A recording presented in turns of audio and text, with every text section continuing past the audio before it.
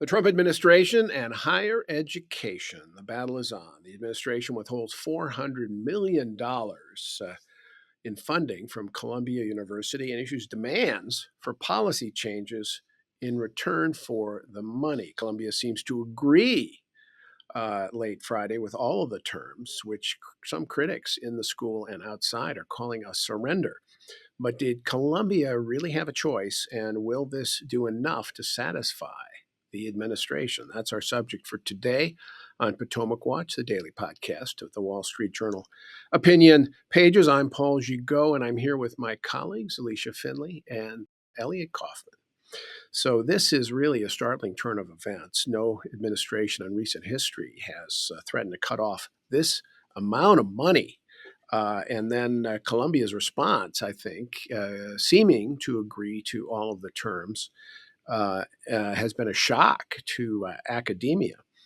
I think, Alicia, what do you make first of this intervention by the administration and its demands? Is this something that the school deserved? Well, whenever you have federal funding of education, I think schools should expect some kinds of strings, especially when civil rights are at issue, which was the case with some Jewish students in the protests last year. So the federal government does have responsibility to protect the civil rights of the Jewish students, and the university clearly wasn't enforcing its own rules or discipline. And this goes back to the demonstrations, protests last year, the occupation of buildings. That's what this is really all about. This is the threshold issue that allowed the administration to go in. Right. And so some of the stuff that they're requiring or seeking to require is just to make Columbia abide by its own rules. And that's enforce the discipline, maybe change it or allow the president of the university to impose the discipline rather than going through some of these review panels.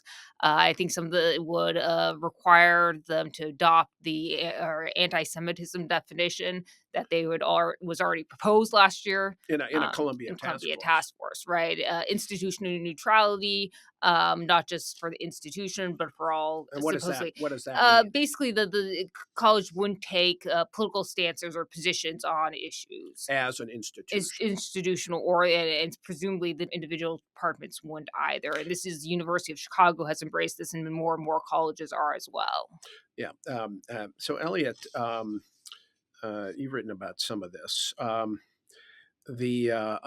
do you make of the demands, though? I mean, they're as intrusive as I can think of any in administration. Now, some of them, as Alicia said, were merely things that the school should have been doing for years anyway, right? You're supposed to adhere to the civil rights laws. You're supposed to make sure that you can't discriminate against individuals. So when you set up barricades outside and say Jewish students can't travel here, that's a clear violation of the civil rights laws, and that's the sort of thing that they are supposed to do.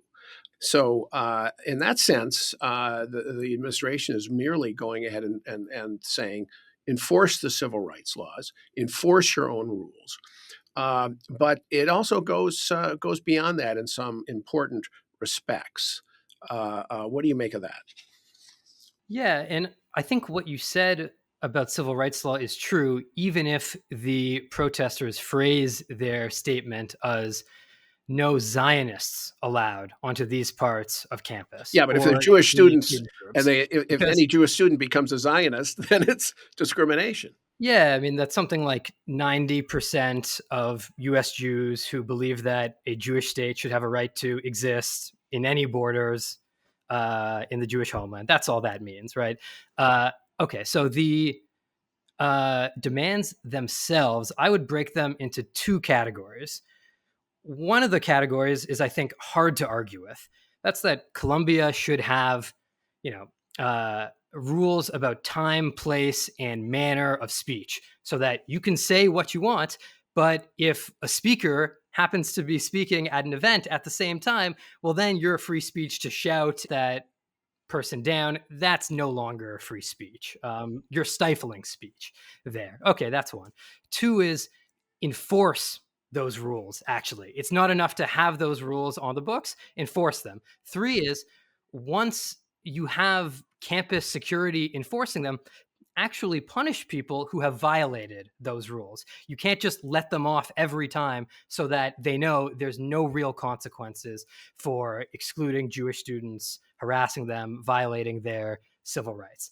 All of those, it's hard to argue with. And you could even argue that the demand about masks, saying that no masking on campus, probably that one applies too, because masks became a ubiquitous way to hide one's face, act with impunity, and intimidate others. Elliot, just to intervene here briefly, a lot of non-students were coming onto campus and masking. That's a great point. Yeah. And some of the worst actions, I would say, were by those people. Okay, put all of those to one side. Then you get into the demands that go a little further. What are they? One of them has to do with admissions. It was sort of vague what the administration was asking for, but you could generally phrase it as depoliticize admissions, meaning don't try to select for radical activists who will do these sorts of things. And I think admissions is part of the problem on these campuses, leading to the violations of civil rights. But you could understand how that gets into a sort of iffy area. What exactly does the government want Columbia to, do with its admissions? Columbia is a private institution. Presumably, it should be able to say who can enter, who can't, other than for some very specific civil rights considerations. Another one in that category has to do with Columbia's Middle East studies. There are huge issues. I mean, you have a totally politicized department, really violating academic standards in the sense that it's taking very strong political issues rather than teaching. And I mean, in general, with these sort of studies departments, you get further away from traditional views of academic standards, distance from indoctrination, propagandizing, and a lot of professors taking some very radical views, pro October 7th, pro Hamas, pro violence, and in support of students violating Columbia rules. So there's clearly a problem there. But if the administration is asking for this whole thing to be put into receivership, what exactly does that mean in the academic context? How involved is the government going to be? We don't know. And so they were definitely stretching the boundaries here. All right, I want to talk in more detail about this intervention into the curricula, essentially into how you run the departments. But just for the context here, so what happened is that the administration made their demands, and then the president of Columbia responded late Friday with a 4-page memo to the university community and presumably to the education department, laying out what their response is on each of these various points are. And I want to listen to Linda McMahon, the education secretary, talk on Sunday on CNN about that response. I have had such great conversations with Dr. Armstrong, Katrina Armstrong, and we have gotten now to that first level. Columbia has agreed. There were about 9 things we put in place. When she and I met, she said she knew that this was her responsibility to make sure that children on her campus were safe. She wanted to make sure there was no discrimination of any kind. She wanted to address any systemic issues that were identified relative to the anti-Semitism on campus, and they have worked very hard in a very short period of time. She and I exchanged personal cell numbers. We've talked, and I believe that they are on the right track so that we can now move forward. Does that mean that the money will be unfrozen? That means that we are on the right track now to make sure the final negotiations to unfreeze that money will be in place.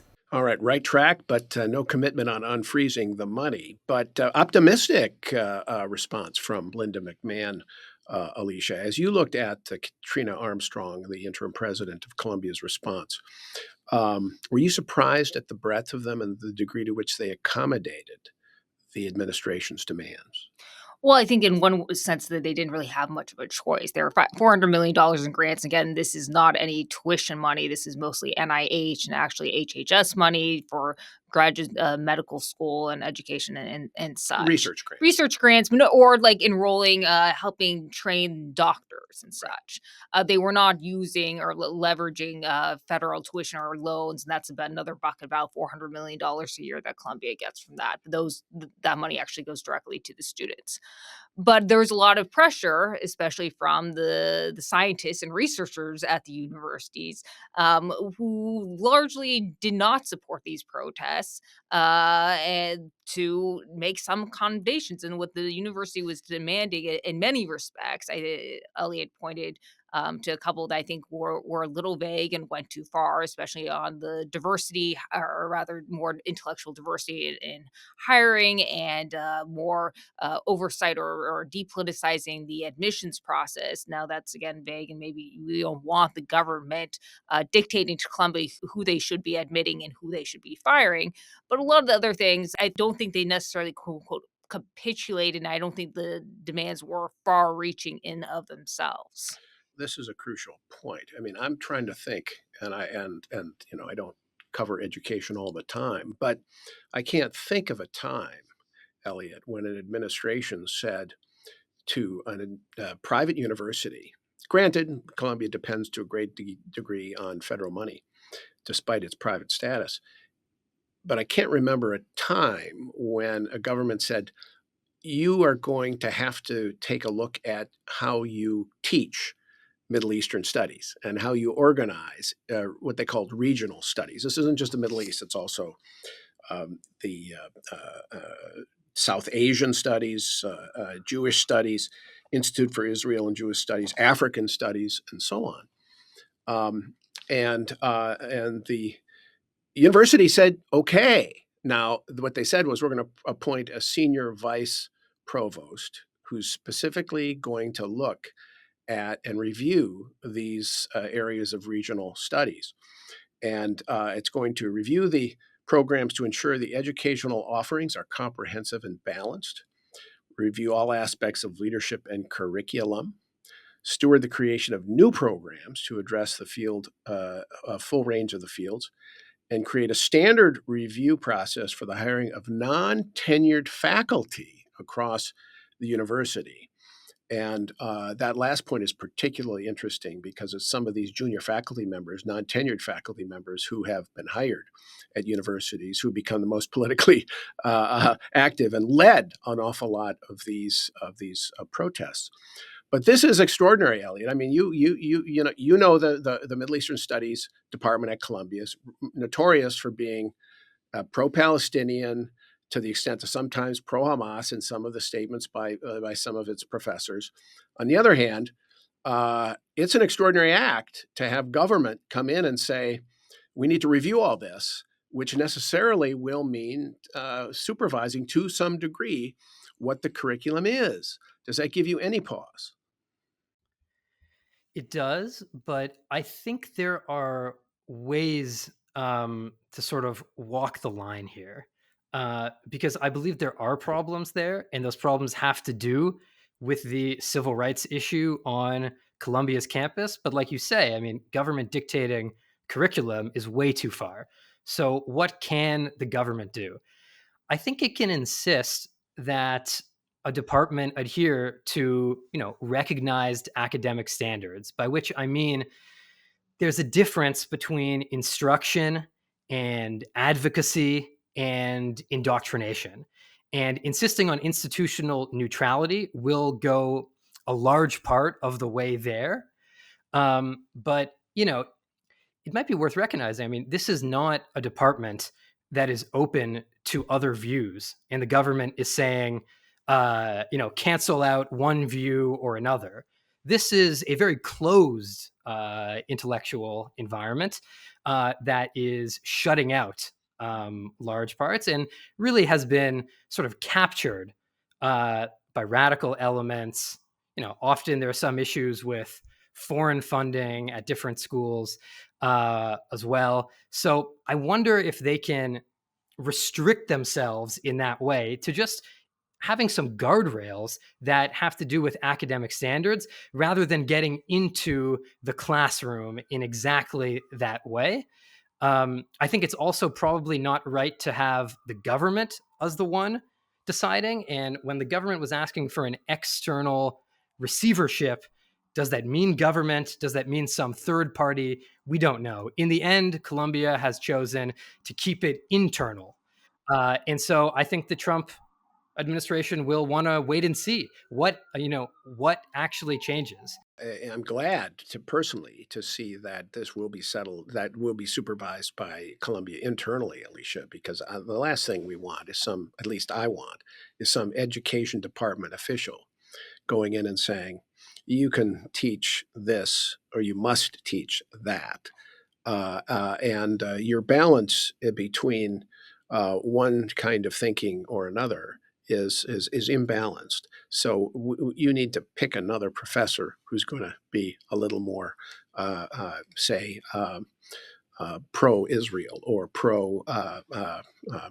I don't know, the old Bernard Lewis school of Middle Eastern academics, who Bernard Lewis was the great professor of Middle Eastern affairs, specialist in Turkish affairs, taught at Princeton for years, but he was reviled by much of this new generation of leftist professors. And I wonder if Bernard Lewis could even get tenure today if he were an academic. Or think of Fuad Ajami, our contributor for many, many years, who was also very controversial because he would criticize a lot of the Arabs and Palestinians. But it's still, I don't want the government intruding like this. I think it's dangerous because the next time you get a Democratic administration, it could easily decide that it's going to use the same kind of financial leverage to influence, say, the degree to which other schools can teach history or other kinds of or political science. Right. And I think that one, there's also First Amendment concerns that this raises because colleges do have free speech or First Amendment rights, speech rights, freedom of association in terms of who they hire, who they admit, all of that. And the professors obviously have First Amendment speech rights. So if a government were to go in and say, we don't like what this professor is teaching, you need to appoint someone else, that would be a violation of Columbia's speech Speech rights rights. and the professor's speech rights. The presidential impact you mentioned, it is very dangerous because you could easily see a Democratic administration going into some conservative colleges. Hillsdale doesn't accept federal funds, but so there's some more conservative colleges like St. Thomas Aquinas, Pepperdine, that do teach actually religious education and go and dictate how or try to use federal funds to leverage how they teach and instruct not just religious courses, but others as well, the classics and such, and say, well, the way you're teaching this is actually discriminatory toward Black and Hispanic students, the way you're teaching, Right. Western civilization. So you can Right. see them doing the exact opposite. You can see that also in climate science, how you're teaching climate science. We don't like that. So I think this does put us on a little bit of a slippery slope. Yeah, I think you raised some excellent points there, particularly about climate science, which has become dogma on the left and could be imposed on a lot of science departments down the road. I think the other question that sort of, if we step back a bit, Elliot, is the degree to which how the university's gone so astray that they have lost enough public support so that the Trump administration can feel safe politically in doing this without having major political costs, which is, when you think about it, I think also extraordinary. I can't imagine, for example, that the Bush administration, had it done this, would not have faced enormous backlash and never would have tried to do it. But I guess one reason is the protests last spring were really a catalyst and demonstrated the degree to which, and I think to a shocking degree, just how much anti-Semitism had set in at some of these schools.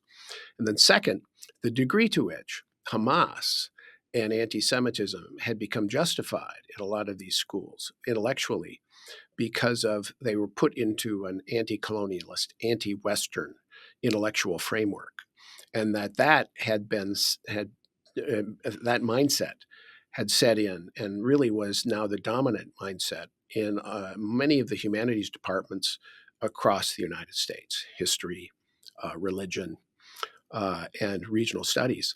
And I think that has shocked a lot of Americans. And this goes back, I think, this has been building in the universities for many, many years. But it I think has shocked many Americans because what they have thought were these citadels of learning, where they were going to pay $80,000 to send Johnny. I probably underestimated Yeah, the they're cost. like 100,000 now. $100,000 to educate Johnny. And instead, he goes in there, and Johnny has to put up with what is essentially, in many schools, indoctrination. And they're saying to themselves, well, maybe the taxpayer dollars should be reviewed here. And in a way, I think the schools have lost their way from their basic core mission that Americans support, which is actually instruction in the best that has been said or thought, to quote Matthew Arnold, and of course in the sciences, modern sciences, and so on. And when they lost that mission, straight from that mission, they inevitably lost political support. And I think Columbia University recognizes that. I mean, they have to look around at some point. Right after October 7th, the leading student protest groups celebrated Hamas's attack and massacre. And you say, okay, well, maybe that was in the early days. They didn't really know what was happening yet. They reiterated it a year later on the 1-year anniversary of the October 7th massacre.